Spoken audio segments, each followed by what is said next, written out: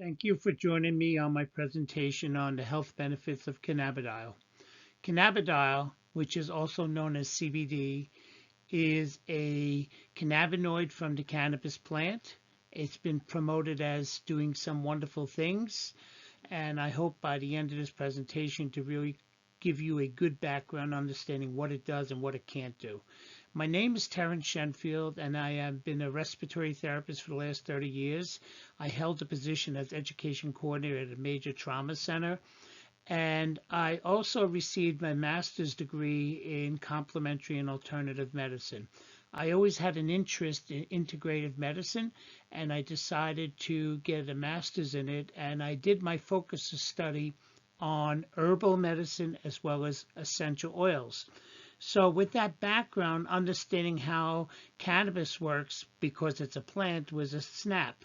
So sit back, enjoy this, and I hope to give you some good background so now you know in the future what to do and what not to do in regard to CBD oil. Today's objectives are many.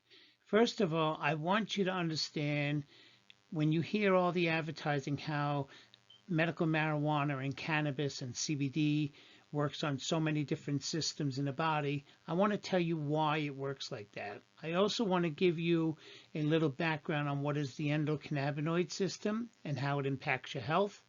I'm going to talk about the different cannabinoids found in the cannabis plant.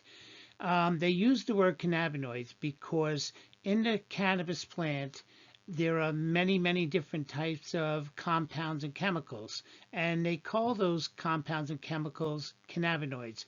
One of the two major cannabinoids I'm sure you're familiar with is THC and CBD. Then I'm going to get into details exactly what is CBD, cannabidiol.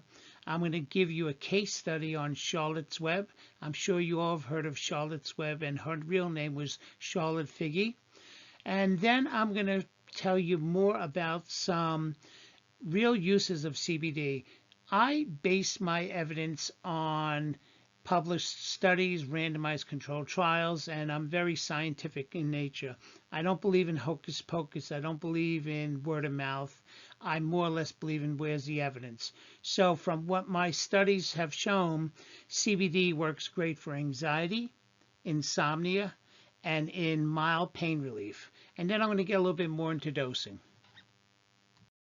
So you might be asking yourself, who is Raphael Mechoulam? Raphael Mechoulam is an Israeli scientist who is considered the godfather of medical marijuana.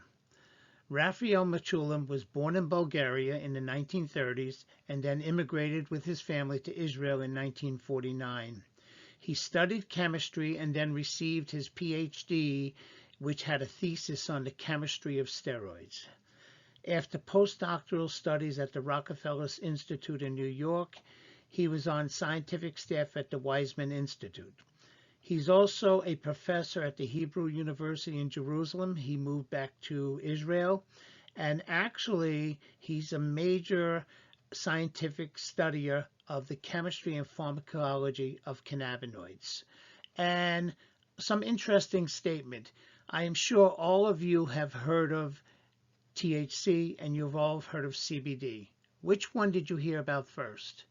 I'm sure, like many of us, you heard about THC, but actually, cannabidiol, CBD, was first identified by Raphael Mechoulam back in the 1960s. And when you really think about the plant, the medical marijuana plant, the two major constituents or chemicals in the plant, which they call cannabinoids, is THC and CBD. There are other cannabinoids, but CBD and THC are the most. And when you look at the percentage, the cannabis plant has almost 40% of CBD, cannabidiol, and a lower percentage of THC. So Raphael Mechoulam is still alive. He's in Israel. He's a pioneer in the research of medical marijuana. And you got to remember, in the United States, marijuana is considered a Schedule I drug. As a result of that, there's not much research being done on it because it's illegal. But in Israel, they don't consider marijuana a Schedule I drug, and the research has been carried out for years. So Israel as a country is probably a world leader in cannabis research. And this high guy, Raphael Mechoulam, is considered a godfather. He's got a big research center, and they do some great research in Israel. And if you ever want to look up his name, he's like wonderful guy. You may be wondering, how do they actually create CBD oil? It originally starts from the plant. Just like essential oils, if you're thinking of lavender oil, or you're thinking of peppermint oil, or you're thinking of any other type of essential oil that could be used, the best method you could possibly do is called CO2 extraction. CO2 extraction is the highest level of extraction process that actually leaves no impurities in the oil. And how it works is the system takes advantage of CO2's unique properties that allow it to function as both a solid, liquid, and a gas state. They use these closed loop extractors that are used in the process. The CO2 extraction starts with a solid piece of CO2 that gets pumped into a second chamber containing the cannabis material. When I say cannabis material, I'm talking about the flower, the buds of the plant. The chamber is kept at such a pressure that the CO2 stays in a liquid-like state and then absorbs the oil and flavors of the plant. Then the CO2 cannabinoid mixture gets pumped into a third chamber where the CO2 can return to a gas state, leaving behind the oil and the flavors of the plant. What the result of this is you get a very clean, pure oil, and they have ways of filtering out the THC component, and what you're left with is actually pure cannabidiol or CBD oil. Regrettably, when you think about medical marijuana, you have two sides. Some people say this is the best thing to ever be sent, and then some people say this is just another reason to get high. And I'm sorry to say that some of the what would you call dispensaries who actually dispense medical marijuana to patients, they are labeling cannabis products as very attractive names. For example, they call it Mango Sour, or they call it Purple Cindy, or they call it Blue Dream. And the problem with that is it's sort of, I think it leans toward the recreational side, and I have no opinion one way or the other whether it's recreational or medical, but I am from medicine. My background is in medicine, so I think about the medicinal value of cannabis products. The most important thing to know is the ratio of THC to CBD. This is what gives the medical benefits of the plant. So example, you could see the Blue Dream is like 15.93% THC, but we can't see what the CBD is. So understanding ratios is what's really important. For example, you all have heard of the girl who, Charlotte's Web, the girl who had the seizures.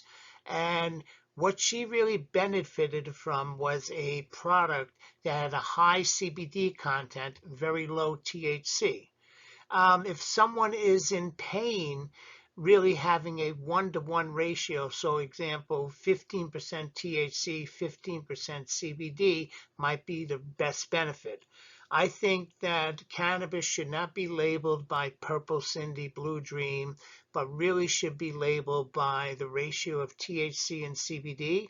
And the people who work at these dispensaries really need to have a strong background on the medicinal values of cannabis products and really be able to talk to the ratio. By the end of this presentation, you're going to know a lot more than you know right now. So let's talk more about the CB1 and CB2 receptors. The CB1 receptor is mostly found in the brain and peripheral nervous system. The CB2 receptor is found mostly in our gut and also our immune system. It's on most of our T cells, B cells, so it has a very, very important part in immunity and also has a very, very part for inflammatory diseases and processes. So let me just say something. when you think about cannabis, people get high on cannabis. And the reason for that is THC has a strong affinity for the CB1 receptor site.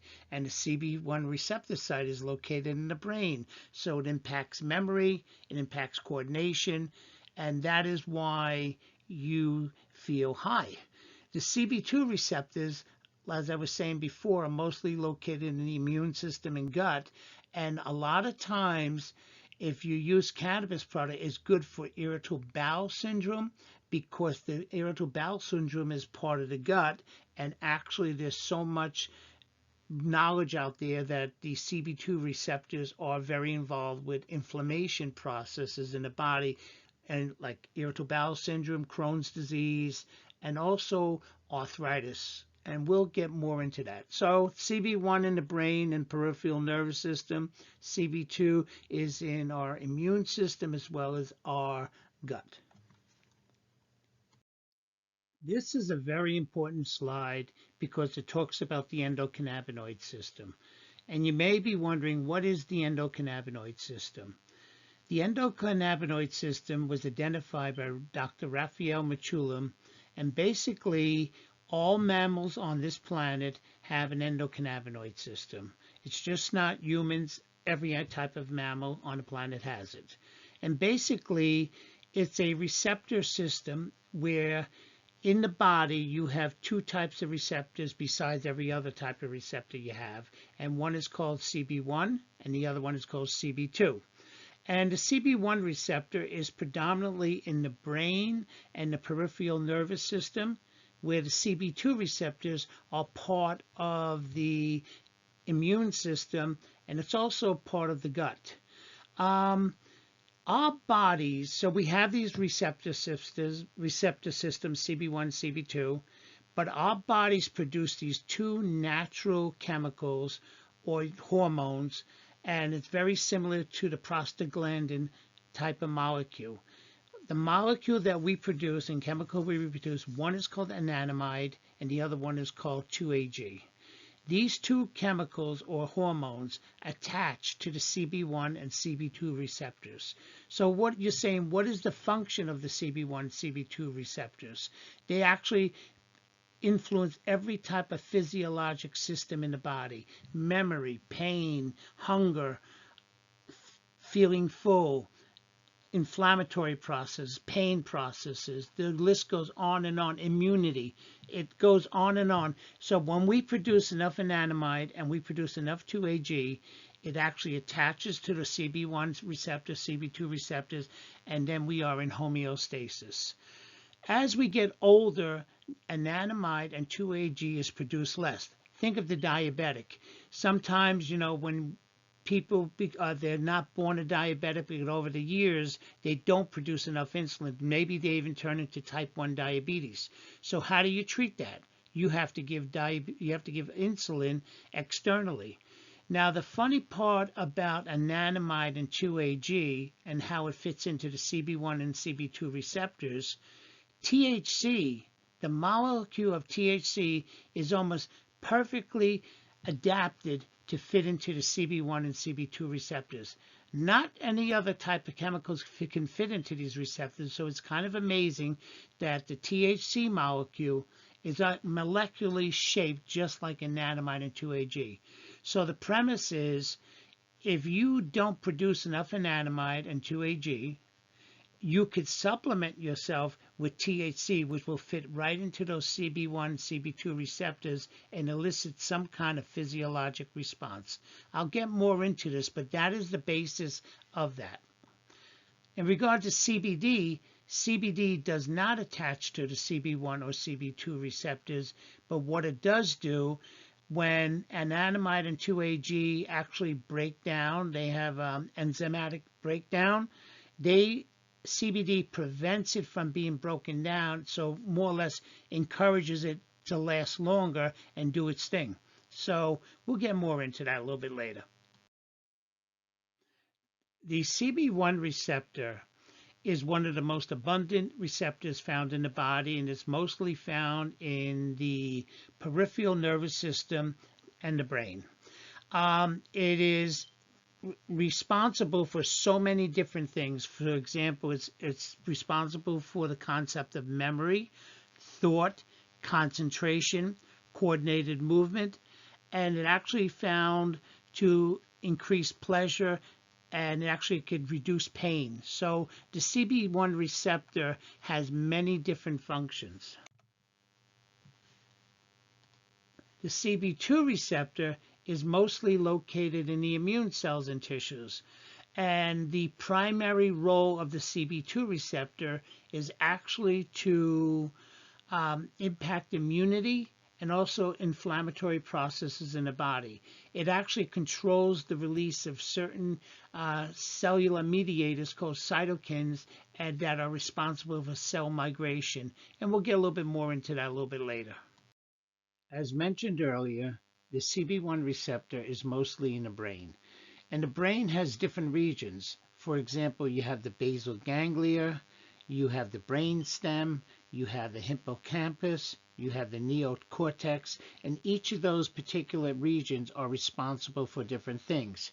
For example, someone who's HIV positive or who's on chemotherapy really has a decreased appetite.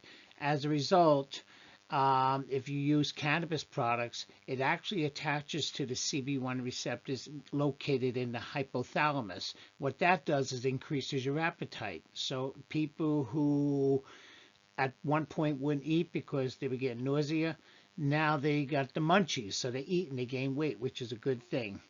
It also has an impact on, you say, your hippocampus. The hippocampus is a very important region of the brain for memory and learning.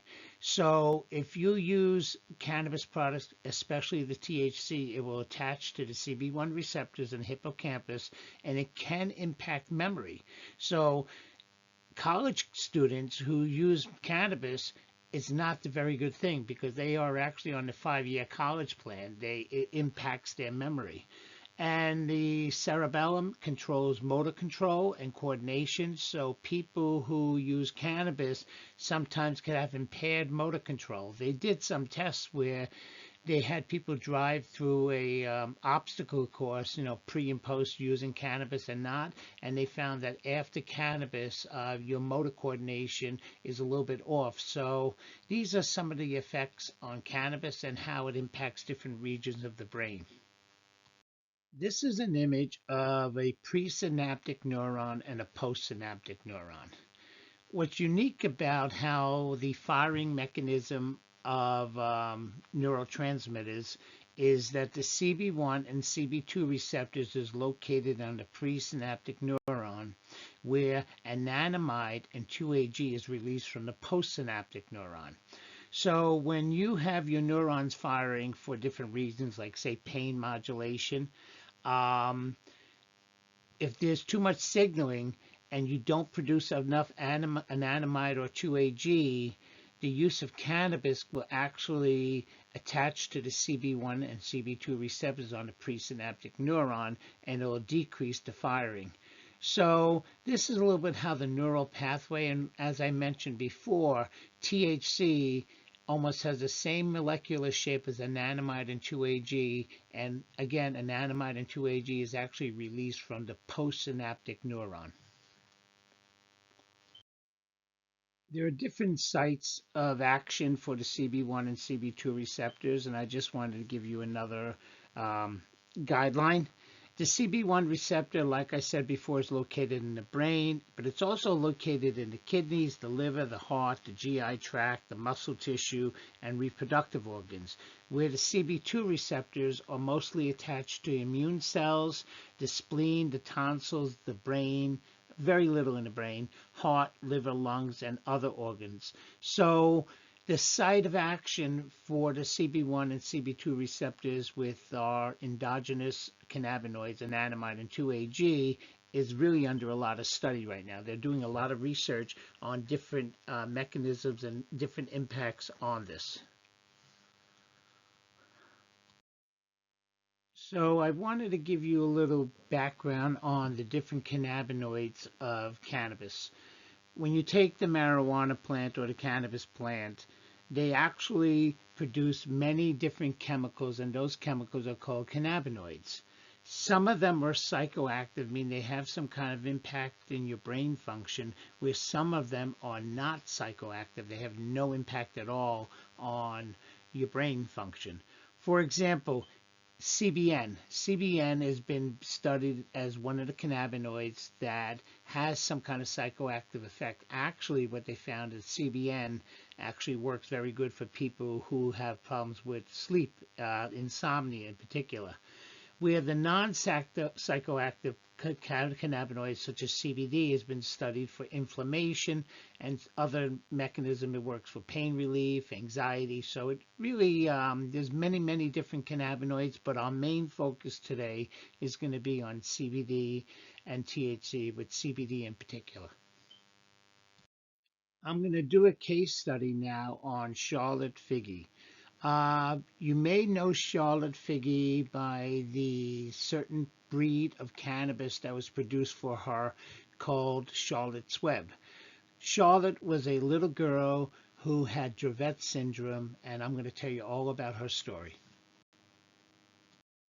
Charlotte was a little girl born in New Jersey, and she was born normal, but very shortly after birth, she started having these epileptic fits, and they didn't know what was going on. They finally diagnosed her with Dravet syndrome, and as a result of that, they ended up putting her, just like any other parent, they would put her on a whole host of prescribed medications, and really nothing worked with her. She was having repeated bouts, like almost 50 seizures a day, and at 5 years of age, she had significant cognitive and motor delays. She couldn't even feed herself, so she needed tube feeding, and her life was a mess, and not just her life, but her parents' life was a mess.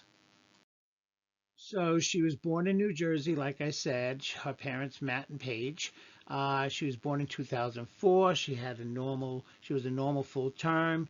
Within 3 months of age, she started getting these multiple seizures, and as time went on, they increased.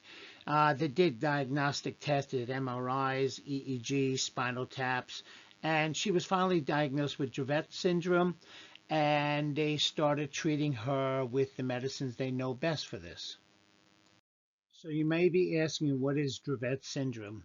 Basically, it's a severe form of intractable epilepsy. And typically, by the age of 1, you start getting these multiple seizures. And as the years go on, you actually get more seizures. So you start small and you work up as the years go on.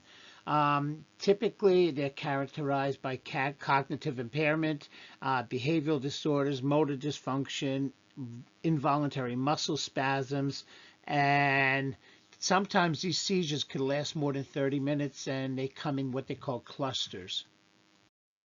So after a while, the parents brought the child to the doctor, and they tried various types of medications. They tried barbiturates, benzodiazepines.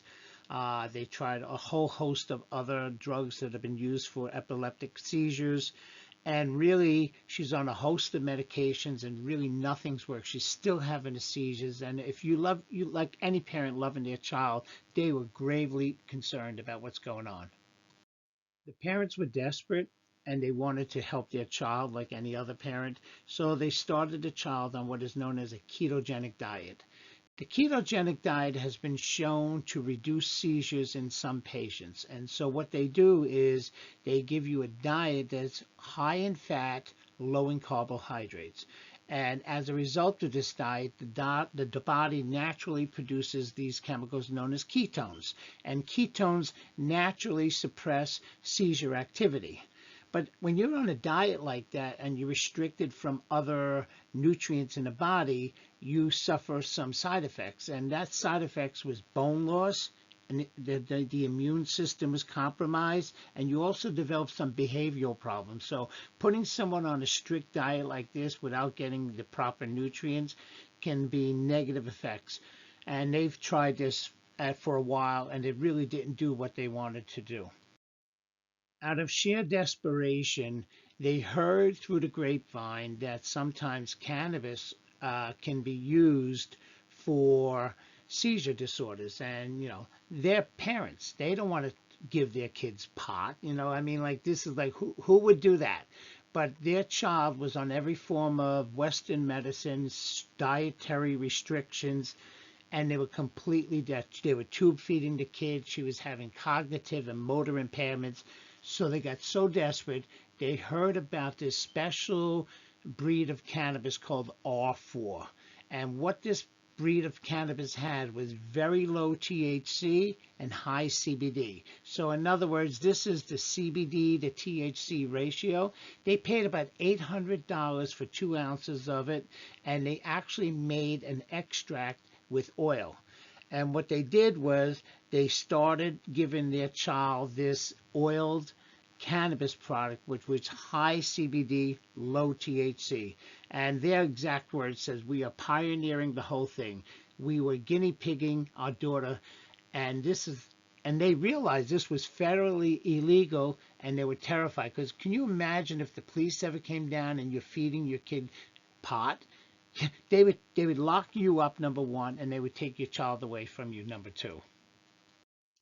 They noticed that the cannabis product was working kind of well with the child, so they actually moved out of New Jersey and went to Colorado. And they met this family called the Stanley brothers, who were, they were growers of cannabis. And they were actually creating this hybrid plant that, again, had low THC, which means you don't have the effects of getting high, but high CBD. And they actually created an oil from the product, and they gave a dose of 4 milligrams per pound dosing based on her weight. They actually named that particular bread of plant Charlotte's Web. And again, this was a strain of high CBD, low THC. And the company Realm of Caring actually decided to help this family, and they paid for the cannabis product. So at first they started giving Charlotte low doses of this plant extract, and then they increased the dosage over time. At month 3, she had a 90% reduction in tonic-clonic seizures, and she also, by month 20, she had 2 to 3 nocturnal seizures a month. She doesn't have to be tube fed no more. She's not on any of the other medications. She still has some autistic behavior, but she's walking and talking and doing things just like a normal child compared to where she was. And this, all she's using is this special cannabis, which is high CBD, low THC. I'm happy to say that this is a happy child. The family now has moved over to Colorado full time. That's where they live. And the daughter gets the special cannabis product, Charlotte's Web, which is high CBD, low THC. And actually, the FDA just approved a new drug that offers the same exact thing from a pharmaceutical company. The patient did so well with the CBD product that actually a pharmaceutical company actually started doing some research on it, and they were FDA approved for their own brand of CBD oil. And the funny part is this CBD oil, it costs about $18,000 a month versus cannabis, which is like, a couple $100 a month. But this particular medication is FDA approved for epilepsy, Lennox-Gastaut syndrome, and Dravet syndrome. And you have to be at least 2 years of age or older for it, but it's actually CBD oil. Funny, right? So what is CBD? It was first isolated in 1963, and I was telling you before that in the cannabis plant you have many different cannabinoids or different chemicals, and we always think of THC as being the most prominent chemical, but it's really not. The most prominent chemical in cannabis is called a cannabinoid, and that is CBD. It does not bind to the CB1 or CB2 receptors, just like THC, as I was explaining before. Basically, it's an inverse antagonist of the CB2 receptor. Another benefit of this is that it inhibits cyclooxygenase and lipooxygenase effects. Basically, what that means It's an anti-inflammatory and it's also an analgesic. So it works the same way as Advil. Um, it actually inhibits the reuptake of anandamide and 2-AG. Remember, I was telling you that your body naturally produces anandamide and 2-AG. So when you use CBD, it actually prevents the breakdown of your natural chemicals in your body, makes them last longer, and you have a more physiologic homeostasis effect. CBD is great for anti-anxiety, which we'll get a little bit more into later. So when I was putting this PowerPoint together, I was looking for where is the evidence on CBD. I am an education coordinator. I've been doing this work for 30 years, and I'm always about where is the evidence, where is the evidence, where is the evidence. I don't believe in hocus pocus. I believe in randomized controlled trials. So from my research, I found certain things where cannabis products, especially CBD, is wonderful. And they are reducing anxiety, improving your sleep, and I'm not talking about obstructive sleep apnea. I'm talking about, you have insomnia, mood enhancer, and pain modulation. So let's talk about the role of CBD oil and anxiety. Many patients in the world have anxiety, and in this America, there's approximately 40 million Americans who have been diagnosed with anxiety. Another form of anxiety is post-traumatic stress disorder, which impacts a lot of soldiers that come back from overseas. It's a feeling of loss, it's a feeling of dread, it's a feeling of fear. The normal treatment option is typically medications. It also could be coping skills and meditation, and all of this causes some form of side effects. Some people think that they could take cannabis and relieve the anxiety. So if you buy cannabis that has a high level of THC and a low level of CBD, you will actually increase your anxiety. Anxiety is best when you have a plant that is high CBD, low THC. So one of the best ways of using CBD oil is for anxiety. Studies have shown that CBD works great for anxiety. It actually exerts what is called an anxiolytic effect on many studies. Patients who come back with stress disorder, traumatic stress disorder, do very well with it. And the normal dose is about 32 milligrams of CBD a day, and it works very well. How does it work? Remember I was telling you earlier that our bodies produce anandamide and 2-AG, and if you produce enough of it, your anxiety would go down. A lot of patients who have anxiety disorder actually have very low levels of anandamide. So when you take CBD, it actually makes your anandamide, the naturally produced anandamide in your body, last longer. So how it works is called anandamide reuptake inhibition, and it works very well. Studies strongly support this. Another great use for CBD is for sleep patterns or sleep disorders. When I'm talking about sleep disorders, I'm not talking about obstructive sleep apnea. I'm talking about people who go to sleep and their mind races and they got some form of anxiety or they got some mild discomfort and pain and they can't sleep. So many Americans across this country have fragmented sleep and don't get enough sleep. And CBD studies have shown to support the use of CBD for sleep. I'm sure you have all heard of the ill effects of not getting a good night's sleep. So many people in America really don't even get 7 hours sleep. And a lot of people say, oh, I don't need it. All I need is 5 hours and I'm good. And that's not true. All the evidence points to the fact that you need at least 7 to 9 hours of sleep. And all depends on each person is different, but nobody needs 5 hours to get by.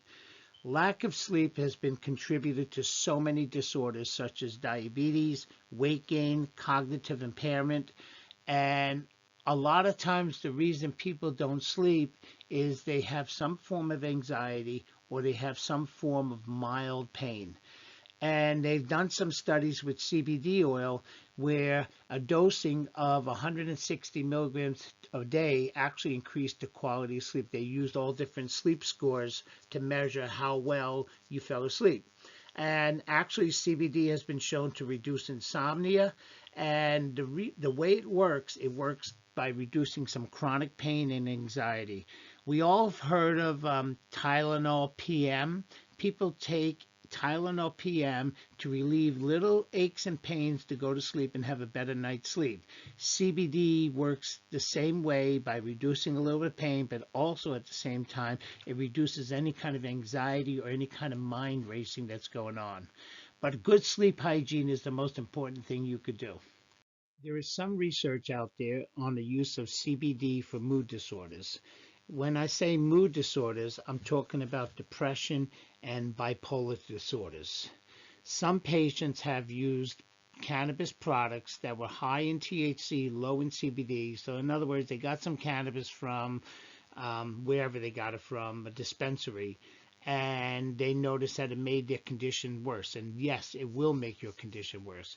Any kind of cannabis breed that has high THC and low CBD will have an adverse effect on your mood. So they've done studies where, again, cannabis products with high CBD, low THC has been shown to have what is known as a neuroprotective function, and it does this by being a very powerful antioxidant, and it stabilizes the axon glia that actually part of the firing mechanism in the brain. There has been some research on the use of CBD and mood disorders. And what they found is that CBD oil actually improves microglial stability, very similar to lithium. And how it really works is, number one, it's a very powerful antioxidant and actually stabilizes the neurons in the microglial cells. And another thing they do, it actually increases the production of glutamate in the brain, which actually has a very calming effect. And these are the two pathways they think it works by. It also actually stabilizes your serotonin levels too. So serotonin, glutamate, and microglial stability are the three mechanisms that it works by. Now let's turn our attention to the use of CBD oil with pain management. If you have acute pain, CBD oil will not work. CBD oil works best for mild to moderate pain, such as you get from arthritis. So let's talk more about pain modulation. Um, the current treatment for pain, acute pain, is managed in the hospital by morphine or opioids. And once you're discharged, typically you get non-steroidal or anti-inflammatory medications, such as Advil and Tylenol. But these have side effects. There's been a lot of research out there on a product that is sold up in Canada called Sativix. Sativix is cannabis, and it has an exact ratio of THC to CBD as a 1-to-1 ratio, meaning you might have 15 milligrams of THC and 15 milligrams of CBD per dosage. The result of this is a remarkable medication used for pain reduction. Also, CBD works very well for chronic pain, such as the pain that you get as we get older with arthritis and such on. And there's such good evidence out there about the use of CBD for chronic pain because of its anti-inflammatory qualities. So let's talk about a very common pain that older people get, including myself, and that's called arthritis. Arthritis is a very common disorder as we get older, and there are many different remedies. You could take Tylenol, you could get Advil, and the whole point of arthritis is inflammation. Once you go into a point of you get into this inflammatory process, it just degrades the cartilage of the bone. They have found that a CBD gel of 62.3 milligrams per day has demonstrated reduction in inflammation and reduction in pain. Also, they found that CBD and cancer, CBD oil with opiates has shown better control and with less opioid use. So what they've done was they used CBD oil on patients who had cancer pain who were on opioids, and they found they could reduce the amount of opioids by the fact they're taking CBD. Another thing they found was CBD oil with neuropathic pain and inflammatory pain. A lot of diabetics get neuropathic pain, and as a result, they take all these different medications. But CBD oil has actually been shown to be quite effective on neuropathic pain. Let's talk about dosing and how it's delivered. You could get CBD oil in many different ways. You could get as a tincture that is actually a little dropper that you put under your tongue, which I personally think is the best. You could get edibles, you could get beverages, you could get gel caps, and you could also get topical applications. Personally, I feel that the sublingual tinctures is the best.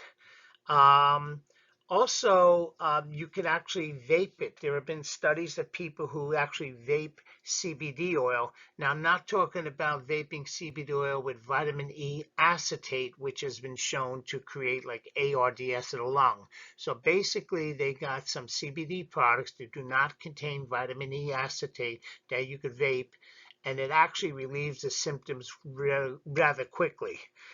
You could also take oral administration, like these little gel caps. But the thing with gel caps is, number one, it will last longer, so the effect can last longer, up to 4 hours. But to relieve the pain may take 30 to 90 minutes.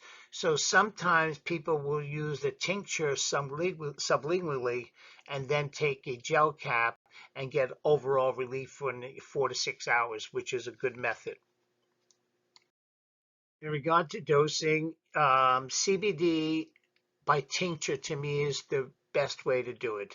And these are some general guidelines. Everyone could be a little different. For general health, it's like 2.5 to 15 milligrams of CBD by tincture every day.